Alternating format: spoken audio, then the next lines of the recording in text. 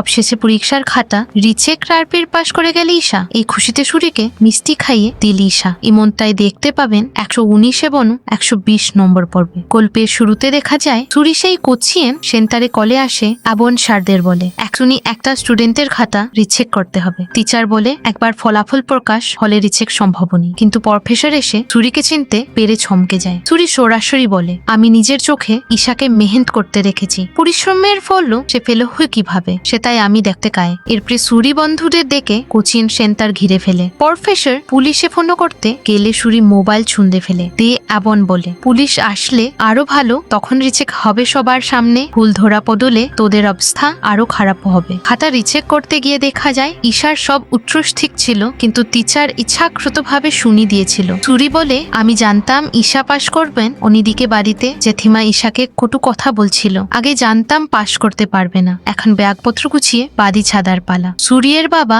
ঈশাকে সান্ত্বনা দিচ্ছিলেন। এর কিছু রুকশন পেয়ে ধুলের আওয়াজ নিয়ে বাড়িতে হাজির হয় সুরি, হাতে রেজাল্ট শিট। ঈশা দেখে যেখানে ফেলত ছিল সেখানে পাস। ঈশা আনন্দে বলে আমি জানতাম আমি পাশ করব। সুরি তোমাকে অনেক ধন্যবাদ। প্রিন্সিপাল আসে হাত জোড়ো করে চশমাকায়। অদিতি কাবিয়াস বাই মিলে উৎসব শুরু হয়ে যায়। সুরিয়ের বাবা রেজাল্ট শিটু দেখে অন্যদের বলে ওঠেন আজকে খুশি আর কোন দিন হিনি, বাজাও ঢোল, আজকে মিষ্টি মুখ হবে। ঈশা তখন সুরিয়ের দিকে তাকিয়ে নিজের হাতে মিষ্টি খাইয়ে দেয় এবং মনে মনে বলে তুমি যেটি ঘন্না করো না কেন, আমি বুঝি আমার খুশিতেই তোমার খুশি দ্বিগুণ। সুরিও মনে মনে বলে ঈশা এটাই চেয়েছিলাম, তুমি সারা জীবন এভাবে হাসি খুশি থাকো। বান্তি তখন সুরিকে বলে মানুষ অন্যের আনন্দে তখনই আনন্দিত হি যখন তাকে পছন্দ করে ফেলে। আর লজ্জায় লাল হয়েও যায় সুরি।